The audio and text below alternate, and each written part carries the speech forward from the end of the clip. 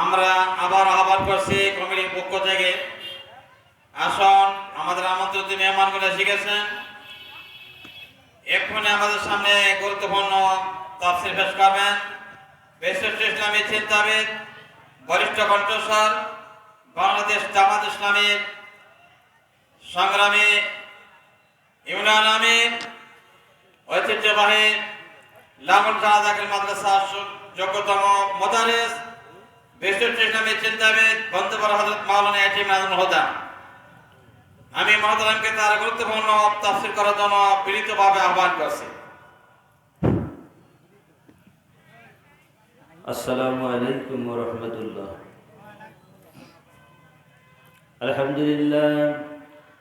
আলহামদুলিল্লাহ নাহমাদুহু ওয়া নাস্তাঈনুহু ওয়া নাস্তাগফিরুহু ওয়া নু'মিনু বিহি ওয়া নাতাওয়াক্কালু আলাইহি ওয়া নাউযু বিল্লাহি মিন শুরুরি আনফুসিনা ওয়া মিন সাইয়্যাতি أعمالنا من يهده الله فلا مضل له ومن يضلل فلا هادي له نشهد أن لا إله إلا الله وحده لا شريك له ونشهد أن سيدنا وسندنا حبيبنا مولانا محمدا عبده ورسوله الذي أرسله بالحق بشيرا ونذيرا وداعيا إلى الله بإذنه وسراجا منيرا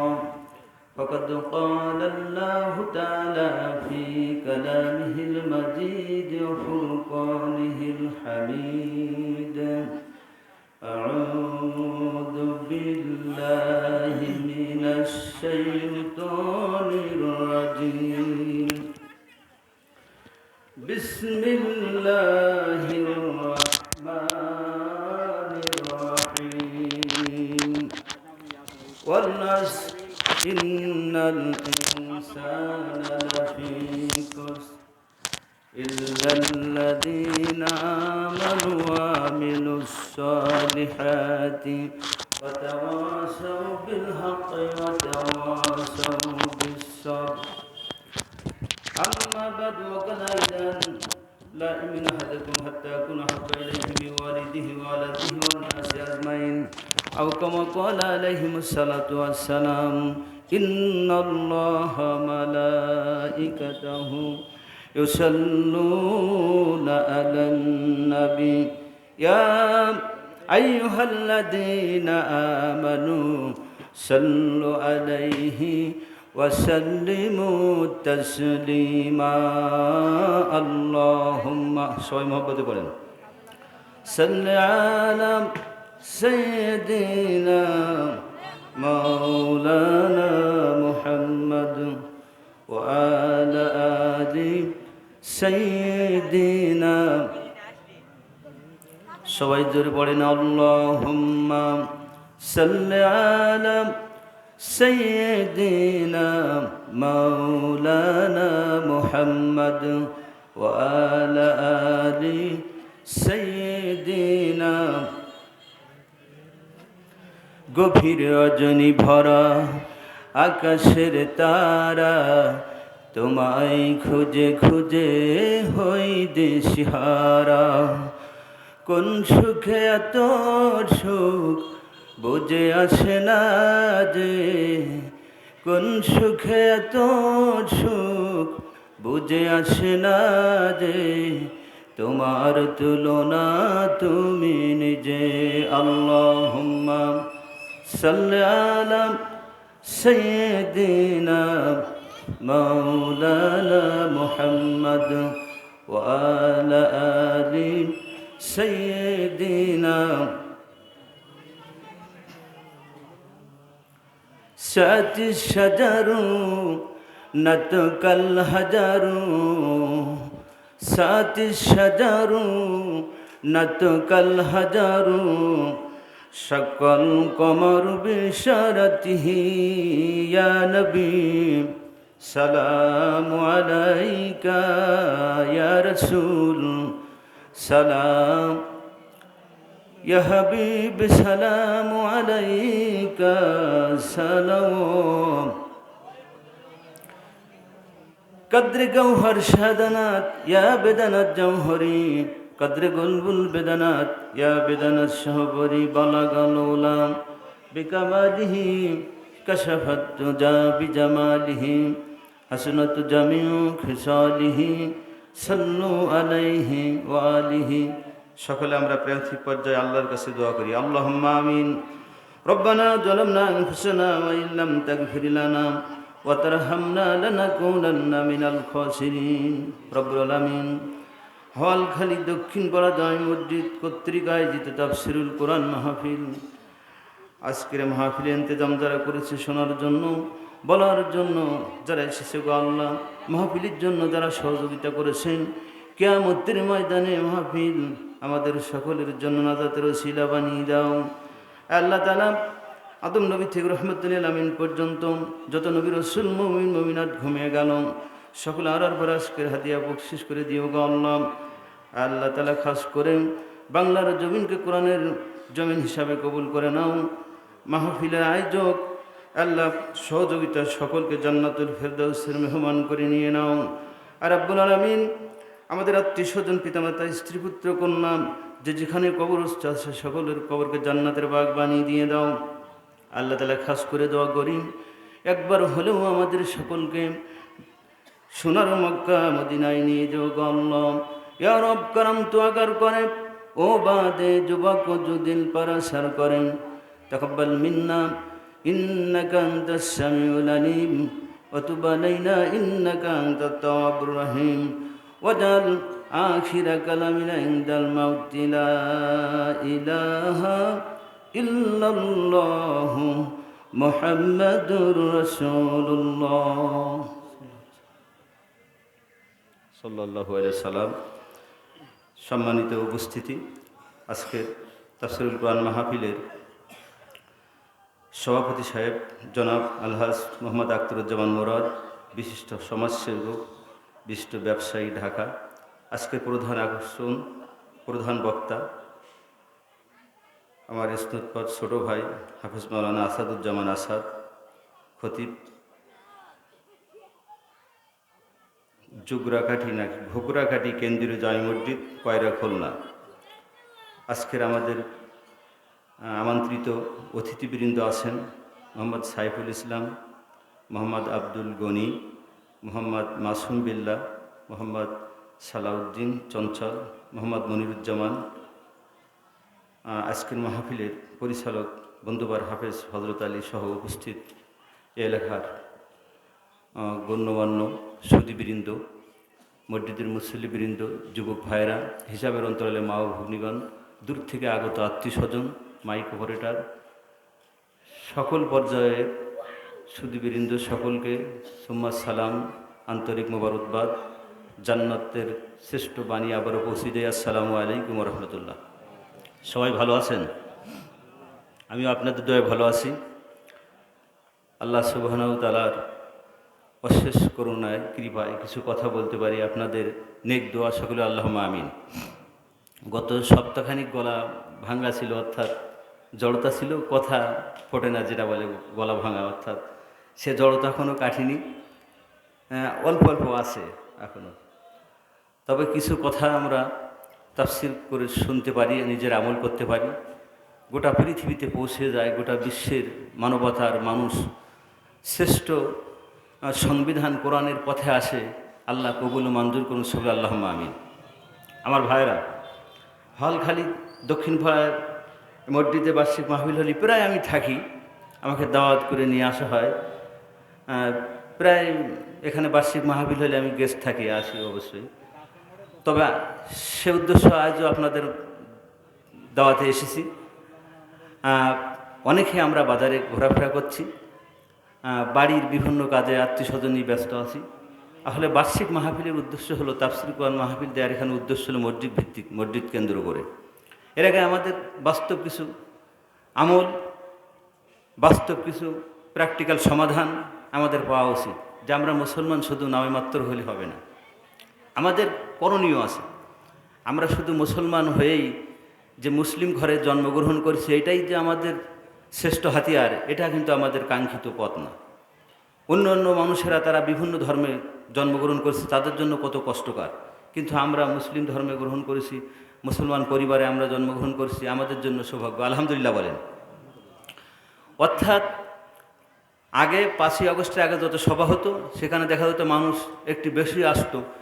5ই আগস্টের পরে 2024 মাহফিলির লোকজন হচ্ছে কম, কারণ শ্রোতারা জানে হুজুরা এখন আর রাজনীতি করে না, এখন আর বাধা বিপত্তি নেই, হুজুরা নরম কথা বলবে, আর মাহফিলে আর যাব না, মাহফিলে গমন করে লাভ নেই। লাভ আছে, তবে অনেকে এরকম ধারণা করে, কারণ বাড়িতে বসে ইউটিউবে সব কিছু দেখা যাচ্ছে, বাস্তব আলোচনা সঙ্গে সঙ্গে আপনার ফেসবুকে পাওয়া যাচ্ছে। এজন্য মানুষের বাস্তব ময়দানে আসা কিছু ঘাটতি আমরা দেখছি, কথা ঠিক না? কিন্তু না, যে একটি মুরগি ডিমে তাওয়া দেয়, এই মুরগিটা যদি ডিম ছাড়া তাওয়া দেয় তাহলে ওই ডিমটা হয়ে যায়, বাচ্চা ওঠে না। সুতরাং ইউটিউব, ভিডমোট, ফেসবুক, গুগল এই সমস্ত আপনার স্যাটেলাইটের মাধ্যমে, বিভিন্ন মিডিয়ার মাধ্যমে আপনারা যে আলোচনা শুনবেন, ওই আলোচনায় অত মজা পাওয়া যায় না যেটা বাস্তবে পাওয়া যায়। জিহাদের ময়দানে যদি যায় তাহলে তার পায়ে যদি ধোয়া লাগে তাহলে ওইটা জাহান্নামে স্পর্শ করবে না। সুতরাং মাহফিলও এটা জিহাদের একটা অঙ্গ। এখানে আপনি আসবেন, কিছু টাকা পয়সা দান করবেন, কথা শুনবেন, আপনার আসা যাওয়া জিহাদের অন্তর্ভুক্ত হয়ে যাবে। আপনি জান্নাতের, রাসূলের হাদিস হলো শ্রেষ্ঠ বাগান হলো, যদি কোথাও কোরআনের আলোচনা করা হয় সেটা হলো শ্রেষ্ঠ জায়গা, জান্নাতের একটি স্থান, আলহামদুলিল্লাহ বলেন। এজন্য আমরা এটা বুঝি না, আমরা মনে করি যদি গান হয়, বাজনা হয়, মমতাজ আসতো, টাকা নিয়ে রিসিপ্ট দিয়ে যদি সেখানে যাওয়া হতো তবু মানুষের থলকট থাকতো না, একটু খেলা দেওয়া হতো মানুষ, কিন্তু আসলে শ্রেষ্ঠতম জায়গা আমরা আসিনি।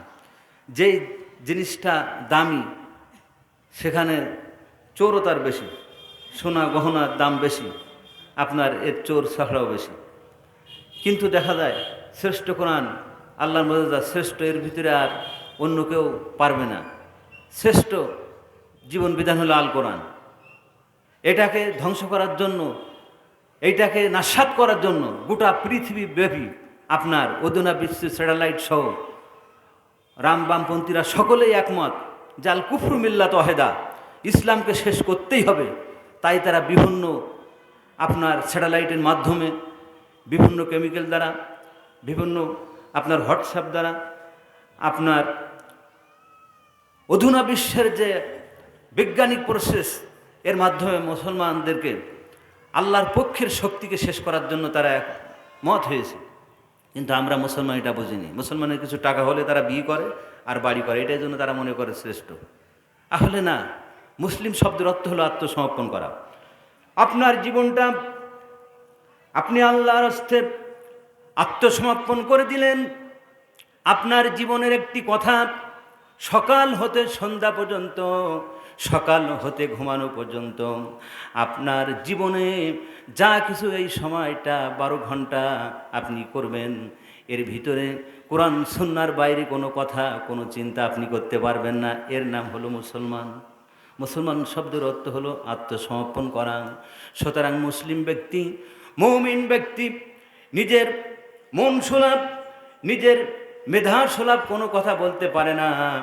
যা ইচ্ছা মুমিন ব্যক্তি তা করতে পারে না, কারণ সে বলেছে, সকলে আমার সাথে পড়েন, লা ইলাহা ইল্লাল্লাহু মুহাম্মাদুর রাসূলুল্লাহ সাল্লাল্লাহু আলাইহি সাল্লাম। আল্লাহ তাআলা এক, তার কোনো শরীক নেই, অংশীদার নেই। মুহাম্মদ সাল্লাল্লাহু আলাইহি ওয়াসাল্লাম আল্লাহর বান্দা ও রাসূল। সেই একক সত্তাকে, আল্লাহকে মানতেই হবে, এটা হয় মুসলমানদের 1 নম্বর গাইড। অন্য অন্য ধর্মাবলম্বী মানুষেরা তারা মনে করে জনগণই ক্ষমতার উৎস, কিন্তু আমরা মনে করি না, আল্লাহই হলো ক্ষমতার উৎস, মানুষ ক্ষমতার উৎস না। কারণ মানুষ একদিন শেষ হয়ে যাবে। কুল্লু মান আলাইহা ফানিউ ওয়া ইয়াবকা ওয়াজহু রাব্বিকা যুল জালালি ওয়াল ইকরাম। আসমান জমিন পৃথিবীর সব কিছু ধ্বংস হয়ে যাবে, সব নষ্ট হয়ে যাবে, কিন্তু আপনার আমার রব, এ সত্তা আল্লাহ জাল্লা শানহু কেবল অস্তিত্ব থাকবেন, আর কিছু অস্তিত্ব থাকবে না। তাহলে জনগণ কি ক্ষমতার উৎস হয়? আর এই নিয়ে যারা আপনার অঙ্ক কষে, এই নিয়ে যারা আপনার বিজ্ঞানের থিওরি দেয় যে জনগণই ক্ষমতার উৎস, এদের সকল চিন্তা ভাবনা সবগুলো সব বরবাদ। শিরকির ভিতরে চলে যাবে, এদের আমলগুলো সব শেষ হবে। কারণটি হলো, আমরা যদি বিল্ডিং তৈরি করি, বিল্ডিং তৈরি করার আগে যে আপনার ভিতটা যদি মজবুত না হয়, তো 100 তলা 20 তলা 10 তলা যত ফাউন্ডেশন আপনি করেন সব তো নষ্ট হয়ে যাবে, থাকবে না, থাকবে কি? সুতরাং আকীদা যদি সহি না হয় তো কোনো আমল কাজে আসবে না। এজন্য কিয়ামতের ময়দানে ইসলাম ব্যতীত কিছুই আল্লাহর নিকটে গ্রহণ হবে না। অনেকে অনেক ভালো কাজ করে, কিন্তু এই ইবাদত আল্লাহর কাছে পৌঁছবে না। আজকে আমার আলোচনা হলো সূরা আসর, 103 নম্বর সূরা, 3টে আয়াত। এই সূরার ভিতরে আল্লাহ তাআলা অনেকগুলো কথা বলেছেন। তবে আমরা এ বর্তমান শ্রেষ্ঠ যুগে আমরা এসেছি, অর্থাৎ কোরআন সুন্নাহর আলোকে। এটা হলো আপনার মানে শেষ জমানা বলা হয়। আমরা মনে করি আমরা শ্রেষ্ঠ যুগে এসেছি। বিংশ শতাব্দীর চ্যালেঞ্জে আমাদের মতো ভালো আর কেউ কিছু করতে পারে না। আপনার হাজার হাজার কিলোমিটার দূরে এধারে ধাক্কা দিয়ে আমরা রকেট প্লেনের নাট টাইট দিচ্ছি, এখান থেকে আমরা রিমোট চাপ দিচ্ছি, বিভিন্ন দেশে যেই বোম বাস্টিং হচ্ছে। তাহলে বিজ্ঞান, মানুষ আজকে কত উন্নত। তাই বলে না, যদি তার ভিতরে কোরআন না থাকে তাহলে সে আবু জেহেলের মতো, আবুল হাকামের মতো উপাধি সে পেয়ে যাবে, মূর্খের পিতা হয়ে যাবে। মূর্খ পণ্ডিত সেই আবু জেহেলকে বলা হতো, সে ছিল আবুল হাকাম, জ্ঞানীদের পিতা। কিন্তু যখন ইসলাম তার ভিতরে নেই, তাকে মূর্খ ঘোষণা করা হলো। সুতরাং এ যুগেও যারা ইসলাম মানবে না, এর বিরোধী লিপ্ত হবে, এজেন্ডা বাস্তবায়ন করবে, তারা মূর্খ শিক্ষিত। একজন ভিক্ষুক পথে বসে ভিক্ষা করে, অধুনা বিশ্বের স্যাটেলাইটের মাধ্যমে আপনারা দেখবেন নামাজের টাইম হলে সে নামাজে চলে যায়। কিন্তু যারা কলম দিয়ে টাকা কামায়, অবৈধ টাকা কামায়, মানুষ মেরে যারা টাকা কামাই করেন, যারা মানুষের পরে চরিতার্থ করে অন্যায়ভাবে জীবনযাপন করে, এরা ওই ভিক্ষুকের চাইতে নিকৃষ্ট, মূর্খ। কথা বলেন ঠিক না বেঠিক? এজন্য আবু জেহেলের উপাধি আমাদেরকে নিলে হবে না। সূরা আসরের ভিতরে আল্লাহ তাআলা সব কিছু আজকে বলেছেন। জাহিলিয়াতের যুগে আল্লাহ রসুল যখন আসছিলেন, তখন সেই যুগটা ছিল আপনার অন্ধকার যুগ বলা হয়। মানুষে মানুষে মারামারি করত। বনু বকর, বনু তাগলিবের ভিতরে 40 বছর একটি যুদ্ধ স্থায়িত্ব ছিল। মানে বংশানুক্রমে তারা বলে যেত, আমরা যদি শেষ হয়ে যাই, আমাদের কেহ যদি বেঁচে থাকে, তাহলে তার দ্বারা বনু বকর তোমরা ওদেরকে দেখে নিবে। তাগলিব গোত্র বলতো, বনু বকরকে তোমরা মাথা ছাড়া দিয়ে উঠতে দিবে না। এভাবে আমার রসুল রসুল্লাহ মুহাম্মদ সাল্লাল্লাহু আলাইহি সাল্লাম তিনি যখন পৃথিবীতে আসলেন, কোরআন নিয়ে আসলেন, কোরআনের সংস্পর্শে আসার কারণে সেই জাহালাতের মানুষগুলো, জাহিলি যুগগুলো সোনার মডেলে পরিণত হয়ে গেল। চিৎকার করে বলেন আলহামদুলিল্লাহ। যেই যুগে দাহাতুল কলবি 60টি খুন করেছিল, শেষ রাত্রে ফুপায়ে ফুপায় সে কাঁদত। আল্লাহ রসুল যখন মসজিদ নববী থেকে বের হয়ে যেতেন, বারান্দায় দেখতেন কালো আস্তিন মুড়ি দিয়ে ওর ভিতরে ডুগরে ডুগে কান্নার একটা আওয়াজ আসতেছে। আল্লাহর নবী বললেন, কে গো? সব সাহাবারা নামাজ শেষে বাড়িতে চলে গেল। কেন বারান্দায় কালো কাফিনের ভিতরে মানুষের কান্নার আওয়াজটা আছে? রসুল উঁচু করে দেখলো, ওর ভিতরে দাহাতুল কলবি কাঁদতেছে। আল্লাহ রসুল বললেন, দাহাতুল কলবি, তুমি কেন কাঁদো? কেন তুমি কাঁদো? বলে, হুজুর, আমার জীবনের সব আল্লাহ তাআলা ক্ষমা করতে পারে, একটি বেদনায় আমি গভীরভাবে শোকভাহত। ফজরের আজান দেওয়ার আগে আমি স্বপ্নের ভিতরে সেই সিনটা আমার চলে আসে। আল্লাহ রসুল, প্রতিদিন এভাবে তো আমি কাঁদি, এভাবে মসজিদ নববীতে আমি কাঁদি, আমার মনটা মানে না। হুজুর, আপনার পক্ষ থেকে কোনো সুসংবাদ আছে নাকি আমাকে জানানোর জন্য? মারহাবা বলেন। আল্লাহর নবী বললেন, দাহাতুল কলবি, বলো তুমি কি তোমার ব্যাপার? দাহাতুল কলবি হলো, হুজুর, আমি আমার কন্যাকে হত্যা করেছিলাম, কুয়ার ভিতরে নিক্ষেপ করে তাকে মৃত্যু নিশ্চিত করেছিলাম। যখন পাথর তার বুকে মেরেছিলাম, একটি আওয়াজ করেছিল, আব্বা। জীবনে আব্বা বলে পরিচয় দিব না, ভিক্ষা করে খাইব, কিন্তু আপনি আমাকে মারবেন না। এই যে আওয়াজটা আমার কানে প্রতিদিন আসে হুজুর, আর এই গুনাহ আল্লাহ আমাকে ক্ষমা করেছে কিনা আপনি আমাকে পারমিশন দিয়ে বলেন, এর জন্য আমি কাঁদতেছি। আল্লাহ রসুল বলল, ও দাহিয়াতুল কলবি, তুমি যেহেতু সাক্ষ্য দিয়েছ আশহাদু আল্লা ইলাহা ইল্লাল্লাহু ওয়াহদাহু লা শারীকা লাহু ওয়া নাশহাদু আন্না মুহাম্মাদান আবদুহু ওয়া রাসূলুহু। সুতরাং তুমি ইসলামের দীক্ষা দিয়েছো, ইসলামের ভিতরে চলে এসেছো, আল্লাহ ওই দিন থেকে তোমার সব গুনাহকে ক্ষমা করেছে, আলহামদুলিল্লাহ বলেন। সুতরাং দাইহাতুল কলবি 60টি হত্যা করার পরেও সে ইসলাম বুঝতো না, তাই তাকে হত্যা করেছে, যার কারণে তার গুনাহ আল্লাহ ক্ষমা করেছে। আর আমাদের এক শ্রেণীর কুলাঙ্গার মানুষেরা মুসলমান নাম দিয়ে ডাইরেক্ট ঢাকায় তাকে ছুট করে দেশের সব অর্গানগুলো পাড়ি দিয়ে বিদেশে চলে যায়। কেমন ভাবে চলে যায়? মুসলিম নাম ধরে মুসলমানের পরে শুট করে। আল্লাহ সুবহানাহু ওয়া তাআলা বলছেন, ওয়াল্লাহু ইয়াহদিল কওমাজ জালিমিন, জালেমকে আল্লাহ কখনো হেদায়েত করে না। এরা কচ্ছিন কালো, আল্লাহ এই সম্প্রদায়কে হেদায়েত কি করবে? কথা বলেন, হেদায়েত পাবে এরা? আপনাদের কি ভয় করে? তাফসীর হচ্ছে, আপনারা ভয় করছেন কেন? আমি কোনো রাজনীতির কথা বলবো না, যেহেতু মসজিদের মাহফিল, সবাই সাবধান হন। আমাদের দেশে এরকম হচ্ছে, আজও খুলনায় একজনকে শুট করা হয়েছে, তাহলে মুসলমানকে মারছে। আর দাইহাতুল কলবি মেরেছে, তখন তো সে জাহালাতে ছিল। সেই জাহিলিয়াত যুগের মানুষেরা কোরআনের সংস্পর্শে আসার কারণে স্বর্ণে শিখরে পৌঁছে গেল। আর আজকে আমাদের সূরা আসর কেন 114টা সূরা নাজিল হলো, সব সূরাগুলো আমরা পড়ি, কিন্তু মানবতার পক্ষে, কল্যাণের পক্ষে আমরা মুসলমান নাম নিছি, কিন্তু কাজ করতে পারছি না। পাচ্ছি, এজন্য আমাদের জন্য দুর্ভোগ।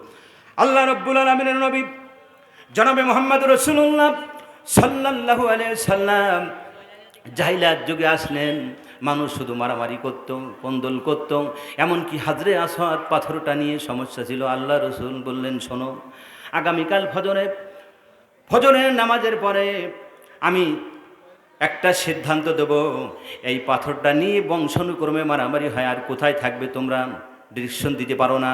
সুতরাং প্রথমে খানায় কাবায় যে ঢুকবে, প্রথমে এই ব্যক্তিকে নিয়ে প্রথম যেই ব্যক্তি ঢুকবে সেই ব্যক্তি সিদ্ধান্ত দেবে। আল্লাহু আকবার বললেন।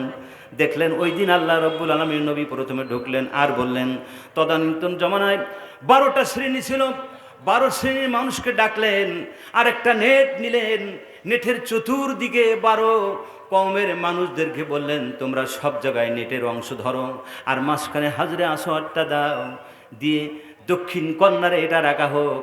দক্ষিণ কর্নারে আল্লাহ রাব্বুল আলামিনের নবী নির্দেশ মতো 12 শ্রেণীর মানুষেরা রাখলো। সেই দিন থেকে পাথরের এই বিরোধ মীমাংসা শেষ হয়ে গেল। চিৎকার করে বলেন আল্লাহু আকবার। সুতরাং যে জমানায় জাহালাত ছিল, সেই জমানায় রসুল আসার কারণে সমস্ত অন্যায়গুলো দূর হয়ে গেল, রসুল চলে গেল। সানি খুতবায় প্রতিদিন আমরা পড়ে থাকি, খয়রুল কুরুনি করনি সুম্মাল্লাহ জিনা আলহুম সুম্মাল্লাহ জিনা আলহুম, অর্থাৎ রসুলের যুগ স্বর্ণের যুগ, তারপরের 2 যুগ স্বর্ণের যুগ। কিন্তু সেই যুগ কেন আপনি আমি উপাধি দিতে পারি না? সেই যুগ কেন বর্তমান পৃথিবীতে আপনি আমি নিয়ে আসতে পারি না? সুতরাং গোটা পৃথিবীর রন্ধনে তথানীন্তন 56,000 বর্গ কিলোমিটার ভেতরে বাংলাদেশের ভূখণ্ডে একটাই আওয়াজ উঠেছে যে সব কিছু দেখা শেষ। এমন একটা বিক্ষোভ দেশে হচ্ছে, সেটা হলো ইসলামী তাহজিব তমদ্দিন, ইসলামের পক্ষে জনমত বাংলার বুকে মানুষেরা গড়বে, এটাই একটা কথা চলে আসছে। কথা বলেন ঠিক না বেঠিক? এজন্য আল্লাহ রসুল জাহালাতের যুগে যেমন সব শেষ করেছিল, অন্যায় অত্যাচার সব শেষ করেছিল, আজকের মানুষ তারা বুঝতেছে যে আর হাম্মারেঙ্গা তাংমারেঙ্গা রাম বাম পন্থা দিয়া, ওই সমস্ত নেতা খাতা দিয়ে আর কাজ হবে না। এখন যদি বাস্তব সমাধান পেতে চায়, সব সমস্যার সমাধান দিতে পারে আল কোরআন। কথা বলেন না কেন? এই আল কোরআন হবে আমাদের সংবিধান। এজন্য বার্ষিক মাহফিলের কথা ছিল মসজিদকে উন্নত করা। বার্ষিক মাহফিল তাফসিরুল কোরআন মাহফিলের কথা ছিল মসজিদমুখী মানুষদেরকে করা। প্রতিদিন ইমাম সাহেবের পিছনে যেই ব্যক্তি তাকবীর দেন, উনি ফজরের নামাজে আওয়াজ করেন, আসসালাতু খায়রুম মিনান নাওম, অর্থাৎ ঘুম হইতে নামাজ ভালো। কিসের থেকে ভালো? ঘুম থেকে নামাজ ভালো। কিন্তু শীতের সময় ইমাম সাহেব হাফেজ হযরত আলী বন্ধুবার, তার কাছে যদি জিজ্ঞাসা করা হয় ফজরের নামাজে কয়জন হয়, অধিকাংশ গড়হাজির। ইশার নামাজে শীতে বলে 3 চোত না গেলে মুসল্লি পাক হয় না। কথা বলে না? এটা কোরআনের কোনো অধ্যায় না, অংশ না। তবু মানুষের এটা কথা হলো এই যে 3 চোদ না গেলে মুসল্লি পাকা হয় না। অর্থাৎ নতুন করে যারা নামাজ শুরু করে এদের মানুষ দেখে যে 3 চোদ গেছে কিনা। তো শীতের সময় ফজরের নামাজ আর ঈশার নামাজ যারা আসে এরা জানে কত কষ্ট, আর মুসল্লি পাখা কি কাছা এখানে বোঝা যায়। তো প্রতিদিন যে একামদ্দিন উনি মসজিদে নামাজে আসার আগে আহ্বান করা হয়, আজান শব্দের অর্থ আহ্বান করা, মানুষকে ডাকা, মানুষকে দেখলো আসসালাতু খায়রুম মিনান নাউম, ঘুমের চাইতে নামাজ হলো, হাই আল্লাহ সাল্লাহ নামাজের দিকে এসো, হাই আল্লাহ ফালা কল্যাণের দিকে এসো। সুতরাং কল্যাণ 56,000 বর্গ কিলোমিটার ভিতরে এই 54 বছরে মানুষের জীবনের কোনো কল্যাণ হয়নি। মানুষের জীবনে কোনো অর্থনৈতিক দিক তারা ঘরে ছুঁতে পারে নাই, তারা সম্পদ রক্ষা করতে পারে নাই। যেখানে রাখে হাইজাকার, ঘর থেকে বেরোলি মার্ডার, ঘর থেকে বাইরে গেলে তাদের নামে কেস। সুতরাং মানুষ এখন বুঝতে শিখেছে, যেই মুয়াজ্জিন মধুর কণ্ঠে বলে হাইয়া আলাস সালাম হাইয়া আলাল ফালা, এই মধুর কণ্ঠের আওয়াজের মুয়াজ্জিন আর ইমাম যেই দল করে, যেই পক্ষে থাকে আল্লাহর পক্ষে স্লোগান দেয়, সেই পক্ষে মানুষের জনমত গোটা বাংলা তথা পৃথিবীর পক্ষে, তাওহীদের পক্ষে, ইসলামের পক্ষে, তাওহীদ তামুদ্দিনের পক্ষে, মুসলিম মিল্লাতের পক্ষে একটা স্লোগান চলে এসেছে, অনায়াসে ইসলাম গোটা বিশ্বে তথা বাংলাদেশে বিজয় হবেই হবে। কথা বলে ঠিক না বেঠিক? এটাই প্রমাণ হলো হাদি ভাইয়ের জানাজা। আপনারা যারা মিডিয়ায় দেখেছেন, পাখির চোখে আপনারা দেখেন কত মানুষ, যে একজন মানুষ মিডিয়া আমি দেখছিলাম ভাই, যে 3টি মানুষের জানাজা ওখানে দেওয়া হয়েছে, আল্লামা সাঈদী, হাদি ভাই আর জিয়াউর রহমান। এই 3টা মানুষের জানাজার থল উঠেছে। যারা আপনারা স্যাটেলাইট সাথে যুক্ত আছেন, অধুনা বিশ্বের সাথে যুক্ত আছেন, মিডিয়ার দিকে আপনারা চোখ মেলান, তারা বুঝতে পারবেন। আমার ভাইরা, কথা হলো জাহালাত সূরা আসর, আমি সূরা আসরটা তেলাওয়াত করেছি, আর সময়ের কসম দিয়ে আবার আল্লাহ তাআলা বলেন ওয়ালাস। সুতরাং জাহিলিয়াত যুগের জাহিলি মডেল থেকে আমার আল্লাহ রব্বুল আলামিনের নবী সেই মানুষদেরকে, ব্যাঘ্র স্বভাবের মানুষদেরকে, মিনাল জিন্নাতি ওয়ান নাস, মানুষ প্রকারের শয়তান, জিন প্রকারের শয়তান, সব প্রকার শয়তানের ওয়াসওয়াসা থেকে আমার রাসূলের যুগ ছিল স্বর্ণের যুগ, তারপরে 2 যুগ ছিল স্বর্ণের যুগ। এই যুগটা এত সুন্দর যুগ আর পৃথিবীতে আসবে না। আল্লাহু আকবার বলেন। আমরা যতই ভালো হই, যত যা কিছু করি, এত সুন্দর যুগ আমরা আর উপহার দিতে পারবো না। তো মানুষের চেষ্টা করতে হবে যে আল্লাহ সুবহানাহু ওয়া তাআলার পক্ষে থাকা, আজান হলে নামাজে চলে আসা, ঈদের ময়দানে, ঈদের সময় হলে ঈদের ময়দানে যাওয়া, রমজান মাস আসলে রমজান মাসে রোজা রাখা। সুতরাং রমজান মাসে মানুষ রোজা রাখে, সারাদিন পিপাসার্ত থাকে, কিন্তু তারা পানি পান করে না। আল্লাহর অর্ডার যে সারাদিন যদি আমরা পিপাসার্ত থাকি, তবু আল্লাহর সন্তুষ্টির জন্য রোজা রয়েছি, যদি আমরা পিপাসায় পানি পান করি তাহলে রোজা হবে না। ঠিক নামাজগত অবস্থা যদি কথা বলি, কিছু আহার করি, নামাজ হবে না। মানুষ এখানে জানে যে নামাজের গুরুত্বটা কত কঠিন। যেখানে কথা বললে নামাজ হয় না, বায়ু বাতাস ছাড়লে নামাজ হয় না, জোরে উচ্চস্বরে নামাজের ভিতরে হাসলে নামাজ হয় না, ভূত হয়ে যায়। সুতরাং নামাজের গুরুত্ব মানুষ কিছুটা বুঝেছে, রোজার গুরুত্ব মানুষ কিছুটা বুঝেছে, কিন্তু আল্লাহ সময়ের কসম দিয়ে বললেন যে এই যুগের তোমরা পদার্পণ করেছে, এই যুগটাকে শ্রেষ্ঠ যুগ যদি জাহেলাত কাটাই তোমরা উঠতে চাও, তাহলে সব সমস্যার সমাধান আল কোরআন, এটা তোমাদের গাইড বুক হিসাবে, তোমার জীবনের সংবিধান হিসাবে তোমরা তাকে প্রতিষ্ঠা করো। লিউজহিরাহু আলাদ-দীনি কুল্লিহি ওয়া কাফা বিল্লাহি শাহিদা। সাক্ষ্য হিসাবে আল্লাহ সুবহানাহু ওয়া তাআলা একাই যথেষ্ট। সুতরাং পৃথিবীর কোনো মানুষ লাগবে না। আল্লাহ যদি একাই জানে আল্লাহর পক্ষে তুমি আসো, তাহলে সেই পক্ষেই তোমার জয় হয়ে যাবে। চিৎকার করে বলেন মারহাবা। আল্লাহ তাআলা বলেন আস। সময়ের কসম দিয়ে আমরা বলি, মানুষ কিছু বোঝে না যে বর্তমান সময়ে কোনটা ভালো কোনটা মন্দ। আমরা যখন বাজারে যাই বিষাদ করি, মাছ কোনটা পচা এটা আমরা বুঝি, বেগুন কোনটা ভালো কোনটা খারাপ এটা আমরা বুঝি, কিন্তু লিউজহিরাহু আলাদ-দীনি কুল্লি, আল্লাহ সময়ের কসম দিয়ে বলছেন মানুষ এটা বোঝে না দিন কি জিনিসটা। মুয়াজ্জিন সাহেব বারবার ডাকে, কয়জন জুম্মায় আমরা কিছু হাজির হই, কিন্তু 5 ওয়াক্ত নামাজে আমরা তার 5 ভাগের 1 ভাগও হাজির হই না। অতএব জুম্মা সম্পর্কে আমরা যতটুকু বুঝি, দিন প্রতিষ্ঠা সম্পর্কে আমরা অতটুকু বুঝিনি। আল্লাহ তাআলা সময়ের কসম দিবেন ওয়াল্লাহ, সময়ের কসম যে তোমরা জুম্মার সময়টাকে এত গুরুত্ব দাও। আল্লাহ তাআলা সূরা জুম্মার ভিতরে কথা বলছেন। জুম্মার আযান হলে পরে আমার বান্দারা, তোমরা পৃথিবীতে যেই কাজে তোমরা থাকো সব কাজ তোমরা ছেড়ে দাও, ইবতাগু মিন ফাদলিল্লাহ, অর্থাৎ রিজিক অন্বেষণ তোমরা ছেড়ে দাও। তোমরা যেটা অন্বেষণ করো এটা তোমরা ছেড়ে দাও, তোমরা যেটা বিক্রি করো এটা তোমরা ছেড়ে দাও। কারণ জুম্মার আজান হলে তোমাদের সব বেচাকেনা আল্লাহ হারাম করে দিয়েছেন। জুম্মা, সূরা জুম্মা যখন নাজিল হলো, আল্লাহ রসুল জুম্মার একটি খুতবা দিচ্ছিলেন।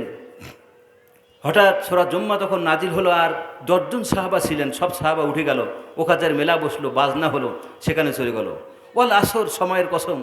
আল্লাহ রসুল তখন বললেন, মানুষ এইটা বুঝলো না যে আমি রসুল খুতবা দিচ্ছি, আর এই খুতবা ছেড়ে মানুষ ব্যবসায় লাভ হবে সেখানে চলে গেল। কোথায় বলে যে কাছা খুলতে দেরি হয় কিন্তু কপাল খুলতে দেরি হয় না। এটা গ্রাম্য বাংলায় কথা আছে না নেই? কেন বলে ভাই? যে আল্লাহ যদি দেয়, মানলাহুল মাওলা ফালাহুল কুল, আল্লাহ যদি দেন পৃথিবীর কোনো মানুষ সেটা সেরকম দিতে পারে না। আর মানুষ যা দেন সেটা আল্লাহর সমপর্যায়ে আসতে পারে না। এই জন্য আল্লাহর হস্তে একক সিজদা দিলে, আল্লাহর পথে আসলে আল্লাহ যা দেবেন মানুষ সেটা বুঝতে পারে না। রসুল খুতবা দিচ্ছেন, এমত অবস্থায় সবাই উঠে গেলেন। ওয়াল আসর, যুগের কসম, আল্লাহ রসুল সময়ের কসম দিয়ে একটি সময় তিনি জুম্মার নামাজ পড়তেছেন, অথচ সাহাবারা সব চলে গেল। সঙ্গে সঙ্গে জিবরিল আমিনের বডি হাজির হয়ে গেল, বলল আল্লাহ রব্বুল আলামিনের নবী 10 জন সাহাবা আপনাকে গুরুত্ব বুঝল, নামাজের গুরুত্ব বুঝল, দিন প্রতিষ্ঠার গুরুত্ব বুঝল, কিন্তু আর সকলেই চলে গেল। সুতরাং এই 10 জন সাহাবার নামে আমি আগের থেকে টিকিট দিলাম জান্নাতে টিকিট। চিৎকার করে বলেন মারহাবা। সুতরাং আমরা যে জান্নাতে টিকিট পাবো, আমরা যে অবস্থায় মারা যাই না কেন, এই অবস্থা আমরা জান্নাতে যাব, এমন কোনো ওয়ারেন্টি গ্যারান্টি কেউ আমরা দিতে পারবো বা নিতে পারবো? কেউ কি পেয়েছি? আমরা পাই নাই। তাহলে আপনি কোন বলে মাহফিলে কোরআনের আয়াত যেখানে হয় সেখানে আসেন না? কিভাবে আপনি থাকেন? যেখানে কোরআনের আয়াত শ্রবণ করা হয়, যেখানে বলা হয়, কোরআনের অন্য আয়াতে বলেছে ওয়াইজা কুরিয়াল কোরআন ফাস্তামিউ লাহু আনসিতু ইলা আখিরা, এর ভিতরে আল্লাহ তাআলা বললেন কোরআন যেখানে তেলাওয়াত আমরা শ্রবণ করো। এমনকি যখন সিজদার আয়াত হয়, সিজদার আয়াত শুনলে তোমরা সিজদায় লুটে পড়ো। যদি তোমরা লুটে না পড়ো তাহলে তোমাদের জন্য গুনাহ হবে, কবিরা গুনাহ হবে। আল্লাহু আকবার বলেন। তাহলে তাফসির মাহফিল হলো, গ্রামে গঞ্জে মাইকিং করা হলো, এরপরে মানুষের অবস্থায়। তাহলে এর সেইতে আর ভালো কিছু তো আমার জানা নেই যে মানুষ যদি বাড়ি যেয়ে নিজের কোরাল দিয়ে ইট দিয়ে মাথা ফাটায় আর বলে আমার দ্বারা কোনো ভালো কাজ হবে না, এটাই তার দ্বারা ভালো হবে। তাফসির মাহফিলে না এসে মাইকিং করা হলো, লিফলেট করা হলো, প্রসার করা হলো, বিভিন্ন আত্মীয় স্বজনের মুখে শোনা হলো। অর্থাৎ ইউনিয়নে বহু জায়গায় আজকের এই মাহফিলের কথা চলে গেছে, অথচ মাহফিলের লোকজন নেই, যেখানে কোরআন আয়াত তেলাওয়াত করা হচ্ছে। অথচ এক শ্রেণী মুসলমান নামধারী তারা কোরআনের বিরোধিতা করে, মাহফিল পণ্ড করে। অর্থাৎ মুসলমান নাম হলে এরা জান্নাতে যাবে না। আল্লাহ তাআলা বলেন ওয়ালা, সময়ের কসম, মানুষ এক সময় থেকে অন্য সময় পদার্পণ করবে। সুতরাং আমরা জানছি আমাদের দাদা বাবা 14 পুরুষ সব কবরে গেছেন। সময়ের আলোকে আমরা সকালবেলা হয়ে যখন সকাল হয় তখন আমরা দেখি পূর্ব দিক থেকে সূর্য ওঠে, সন্ধ্যা যখন হয় পশ্চিম দিকে সূর্য অস্তমিত হয়। আমার দাদাও দেখেছে, বাবাও দেখেছে, সকলে দেখেছে, এবং দেখার পরে তারা আজকের কবরে গিয়েছে। আমরাও দেখবো, আমাদের বয়সটা শেষ হলে আমরাও কবরে যাব। কথা বলেন ঠিক না বেঠিক? সুতরাং একই সূর্য, একই দিন, অথচ আমরা মানুষ বলি যে আল্লাহ যখন আকাশ থেকে বৃষ্টি দেয়, পানি দেয়, যে আল্লাহ কি আর অন্য সময় দিতে পারি না, আমার মাঠে ফসলটা নষ্ট হয়ে যাচ্ছে, এরকম বলে কি বলে না? যেই সময় আপনার মাঠে ফসল থাকে, যেই সময় আমি কাজের ভিতরে আমি থাকি, তখন আল্লাহর বিরোধী অবস্থান নেই। কথা বলেন ঠিক না বেঠিক? ওয়ালাস, আল্লাহ ওই সময়ের কসমটা দিয়ে বলছেন তোমরা আমার সময়টাকে খারাপ বলো না। সময়ের সৃষ্টি আমি, যুগের সৃষ্টি আমি, সব কিছু সৃষ্টি আমি। সুতরাং তোমরা বলতে পারো যে মানুষের অবস্থা খারাপ, মানুষ কিছু খারাপ, তাদের আখলাক চরিত্র খারাপ। যেই সূর্য আগে উঠতো এখন ওঠে, যেই আলো আল্লাহ দিতেন এখনও সে আল্লাহ আলো দিচ্ছেন, যেই সূর্য থেকে আমরা তাপ পাই সেই সূর্য এখনও তাপ দিচ্ছে। সুতরাং আপনি আমি কেমন করে বলি যে যুগ খারাপ, সময় খারাপ, টাইম খারাপ? এর সৃষ্টিকর্তাকে। তাহলে উজু ভঙ্গের কারণ আছে, নামাজ ভঙ্গের কারণ আছে, রোজা ভঙ্গের কারণ আছে, আছে না? সবটা কারণ আছে। তাহলে ইমানও ভঙ্গের কারণ আছে। আপনি মুসলমান থাকবেন না, যখন আল্লাহর বিরোধী এজেন্ডা আপনি চলে যাবেন তখন আপনি থাকবেন না। আল্লাহ সময়ের কসম দিয়ে বলছেন মানুষ তারা মনে করে আমরা ভালো কাজ করছি, অথায় এই সমস্ত মানুষগুলো সব ক্ষতিগ্রস্ত। ইন্নাল ইনসানা লাফি খুসর, আল্লাহ তাআলা বললেন, নিশ্চয়ই মানুষেরা ক্ষতির ভিতরে লিপ্ত রয়েছে। আপনারা প্রশ্ন করতে পারেন, হুজুর কারা? আল্লাহর পরবর্তী আয়াতে জানিয়ে দিয়েছেন যে কারা ক্ষতির ভিতরে নেই। ইন্নাল্লাযিনা আমানু ওয়া আমিলুস সলিহাত ইল্লাল্লাযিনা আমানু, নিশ্চয় যারা ঈমান এনেছে, ওয়া আমিলুস সলিহাত, যারা ভালো কাজ করেছে, ওয়া তাওয়াসাউ বিল হক ওয়া তাওয়াসাউ বিস সবর, যারা হকের পথে আছে এবং সবর করেছে। এখানে 4টি কাজ বলা হয়েছে, হকের পথে এবং সবর, ঈমান আনবে এবার আমল করবে ভালো কাজ। 4টি কাজের সমন্বয়ে মুসলমান থাকার জন্য 4টি কাজ এখানে আল্লাহ তাআলা বলছেন। সময়ের কসম দিই, সময়ের কিছু আমি বুঝলাম যে রসুলের যুগে রাসূলকে বিরোধিতা করেছে, রাসূলকে দেখা মাত্র হত্যার জন্য মানুষ চেষ্টা করেছে, তাকে তায়েফের ময়দানে মারা গেছে বলে ফেলে রেখেছে। সেই সময়ের কথাটা আপনি চিন্তা করেন।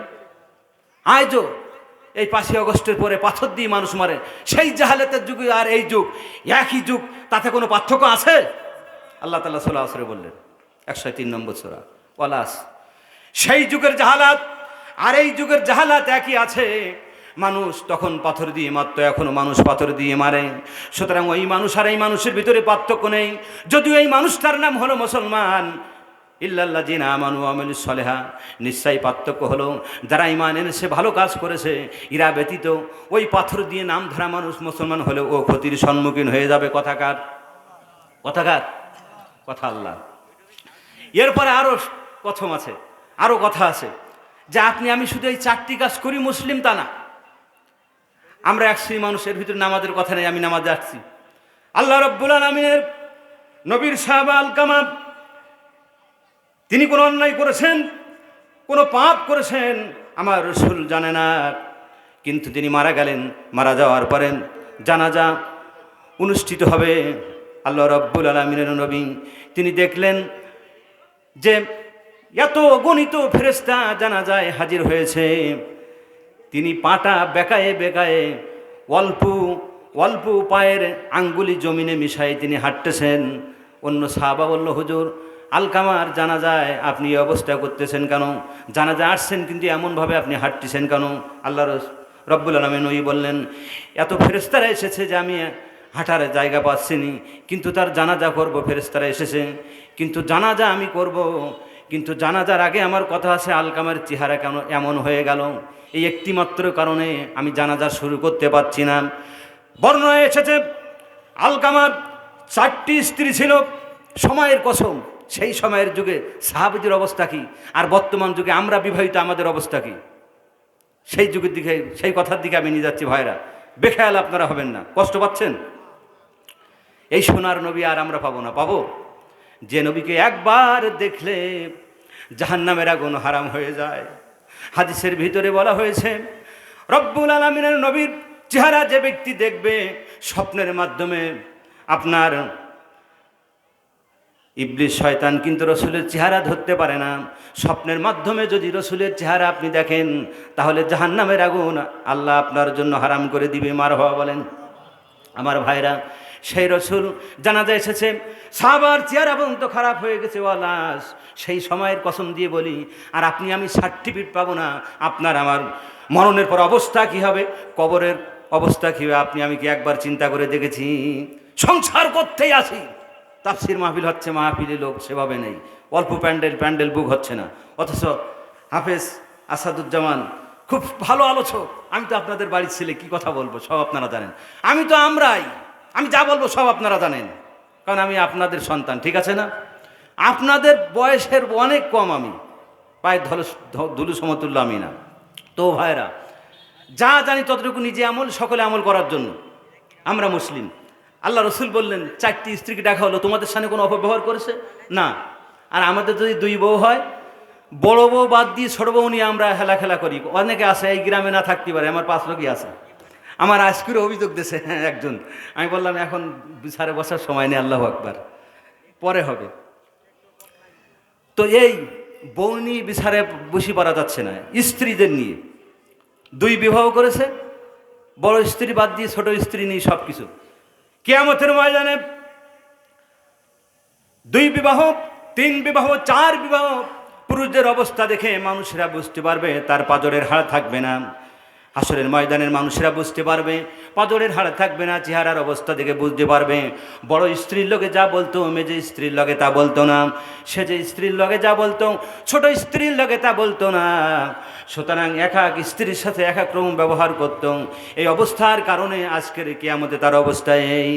আল্লাহ রব্বুল আলামিনের নবী মুহাম্মদ রাসূলুল্লাহ সাল্লাল্লাহু আলাইহি সাল্লাম 4 স্ত্রীটাকে শুনলেন, কোনো সমস্যা নেই। তারপরে দেখলো তার চেহারা পরিবর্তন হয় না। আল্লাহ রব্বুল আলামিনের নবী মাকে ডাকলো, আলকামার মাকে বলা হলো, তুমি আর কিছু করেছে কিনা? বলে না, আমার সন্তান কোনো অপরাধ করে নাই।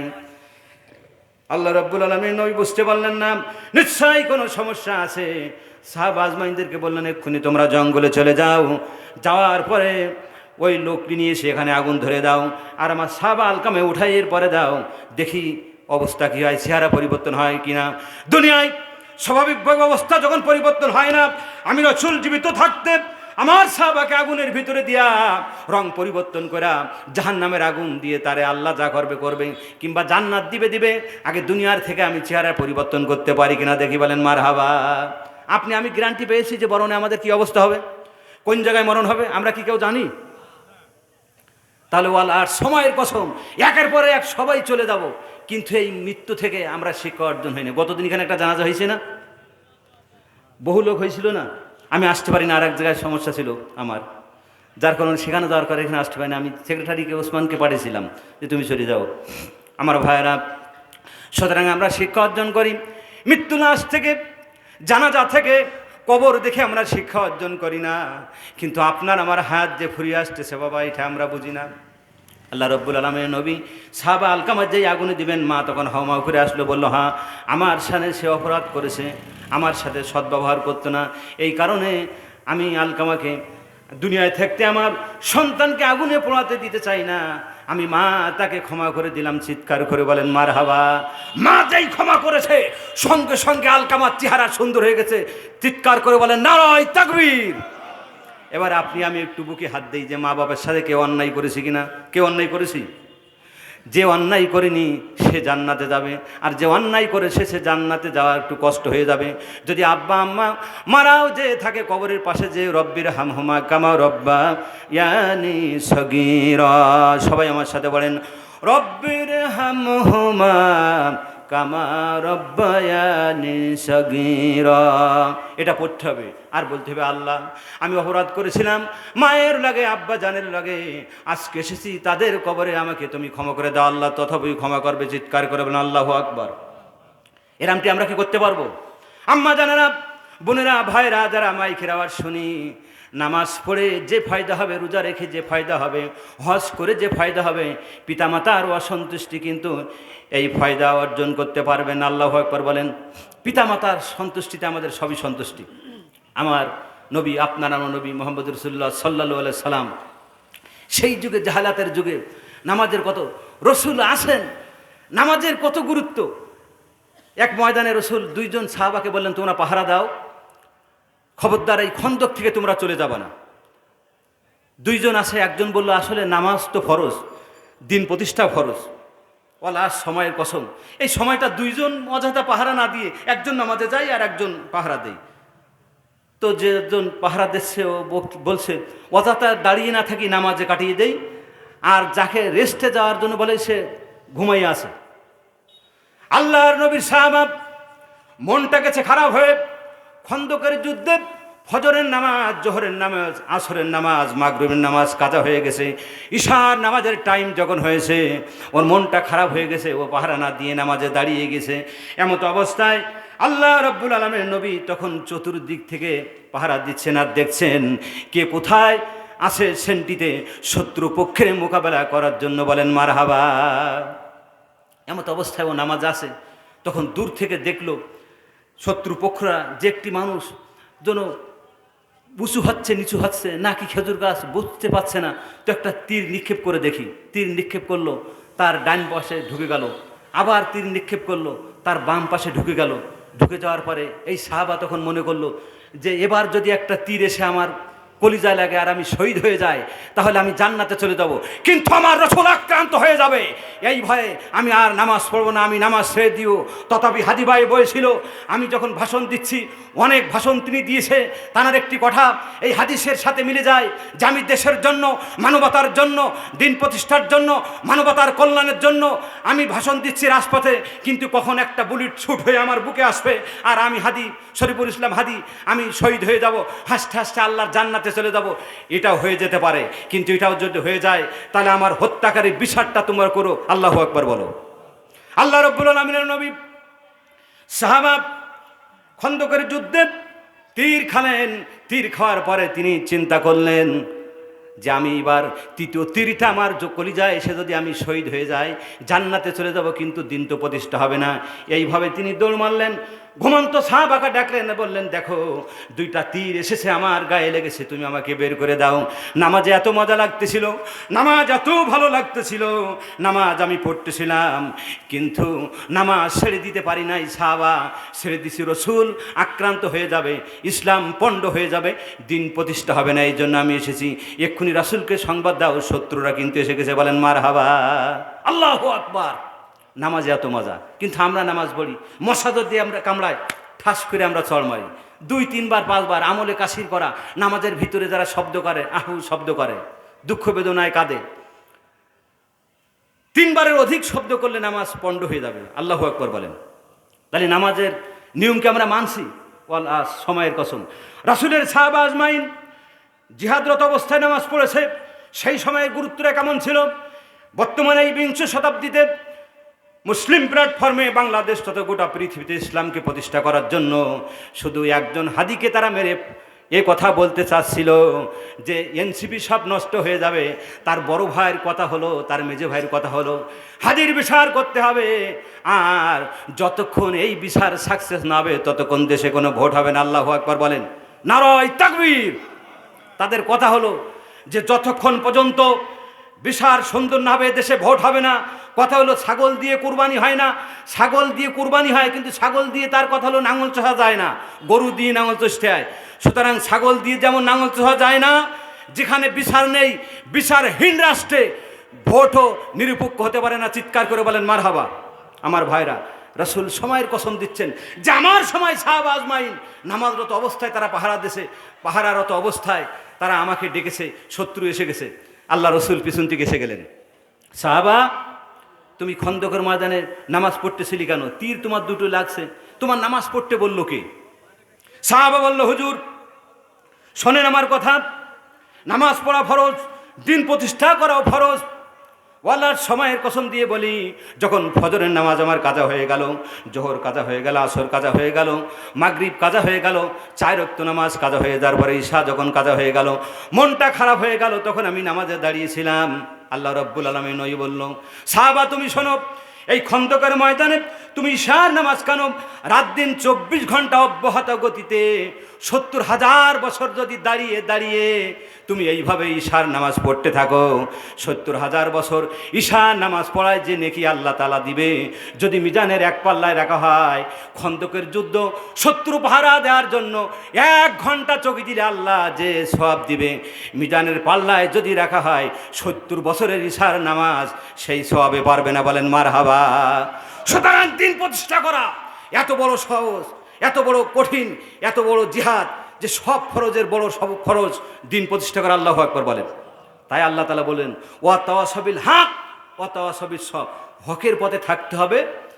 এই হকের পথ হলো দিন প্রতিষ্ঠা করা। আমরা নামাজ পড়ি, রোজা করি, হজ করি, জাকাত দেই, যাই করি, সর্ববৃহৎ ইবাদত হলো দিন প্রতিষ্ঠা করা। সুতরাং বার্ষিক মাহফিল হলো আপনার মসজিদকে উন্নত করা। হযরত ইব্রাহিম আলাইহিস সালাতু ওয়াস সালাম, তাকে অগ্নিকুণ্ডে নিক্ষেপ করা হয়েছিল। 99% মানুষ অমুসলিম ছিল, সকলে একবার ছিল একে শেষ করতে হবে, কিন্তু আল্লাহর পক্ষে ছিল একাই, তাকে কিন্তু আগুনে দিয়ে শেষ করতে পারেনি। কথা ঠিক না বে ঠিক? পেরেছিল। সুতরাং হাওয়ালখালী গ্রামের আব্বাজানের আম্মাজানের রাম, এত হাজার হাজার মানুষ থাকতে যদি আজকের মাহফিলে 5 টাকা 100 টাকা 2000 টাকা কেউ দাম না দেয়, অর্থাৎ দান না করেন, অর্থ সম্পদ যদি কেউ না দেয়, আল্লাহ সুবহানাহু ওয়া তাআলা 99% মানুষ অমুসলিম থাকা সত্ত্বে একজন আল্লাহর পক্ষে যদি সেই ইব্রাহিমকে আগুনে না পড়তে পারে, আজকে হাজারো মুসলিমধারী মানুষ থাকা সত্ত্বেও 2-1 যা দান করবে, ওই 1% যদি হয়, তাদের দ্বারা মসজিদ চলবে, ইমাম চলবে, হাফেজ সাহেব চলবে, কোনো কষ্ট হবে না, সমস্যা হবে না। বলেন মারহাবা।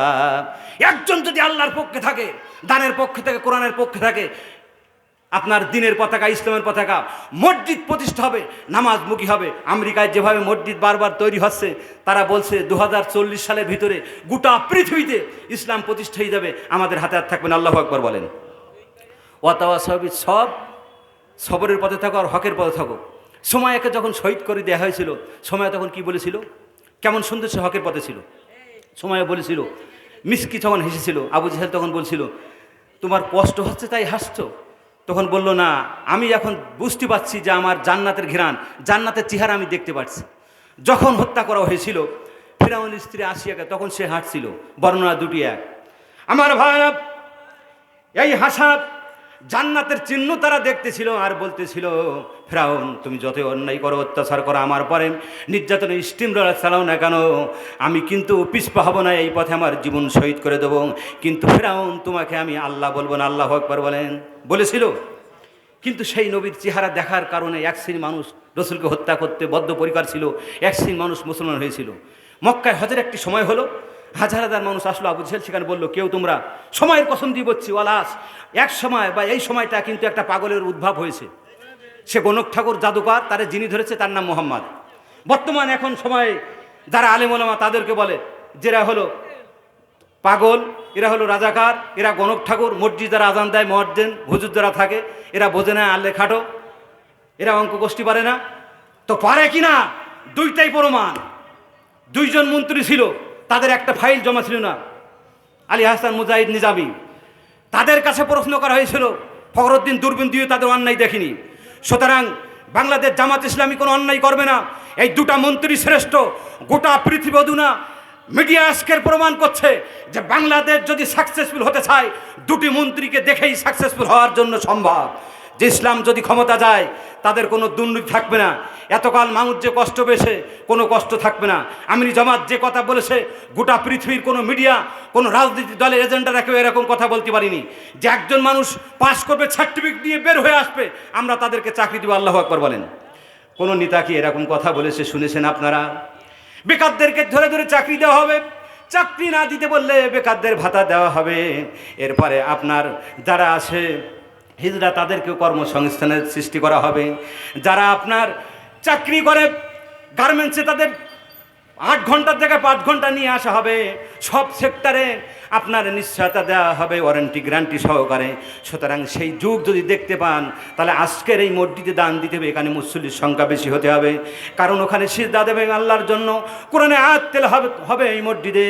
সুতরাং আল্লাহ এখানে সময়ের কসম দিয়ে আর বললেন, প্রতি বছর এই জায়গায় মাহফিল হয়, মাহফিল হওয়ার শেষে মাওলানা এটিএম নাজমুল হুদা বিশেষ বক্তা থাকে আর টাকা উঠায়। প্রতিবার তো আমি আছি, টাকা আপনাদের জন্য মসজিদ জন্য উঠাই থাকি। আজকের কি আমার 5,000 টাকা 50,000 টাকা মসজিদ দান দেবেন, তার জন্য আমি প্রাণ খুলে দোয়া করব। 17 আগস্ট 2015 সালে আমি দুপুর 11:30টার সময় স্পাইনাল কর্ড আমার যখন নষ্ট হয়ে গেল, আমার আব্বা সন্ধ্যাবেলায় 2টা ইঞ্জেকশন দিলেন। ওরাডাকশন 2টা গ্রুপ মারার পরে আমার পার যন্ত্রণা ভালো হয়ে গেল।